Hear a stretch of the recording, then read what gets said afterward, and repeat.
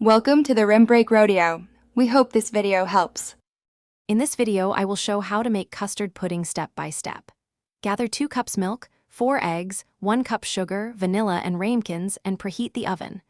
Warm the milk gently, whisk eggs and sugar until smooth, then combine and strain for a silky texture.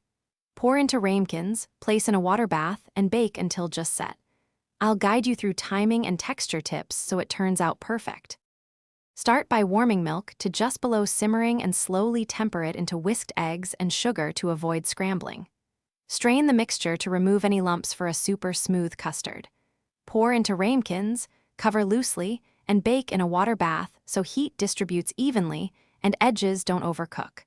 I'll describe how to test for doneness and the ideal wobble to aim for when you remove the puddings. Quick recommendation: if you love making custard pudding, these leak-proof containers make storing and transporting desserts worry-free and neat.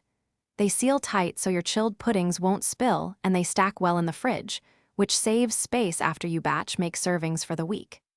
If this video is helping you, please subscribe and like for more recipes, and check the description for the link and other deals. Now let's get back to the video. After baking, cool the custards at room temperature until they stop steaming, then refrigerate for at least 2 hours to fully set. This resting time firms the texture and makes unmolding or slicing much easier. When serving, add a spoonful of caramel sauce, fresh berries, or a light cinnamon dust for contrast. I'll share quick plating ideas and how to store leftovers so your pudding stays tasty and smooth. Thanks for watching. Consider subscribing if we helped you.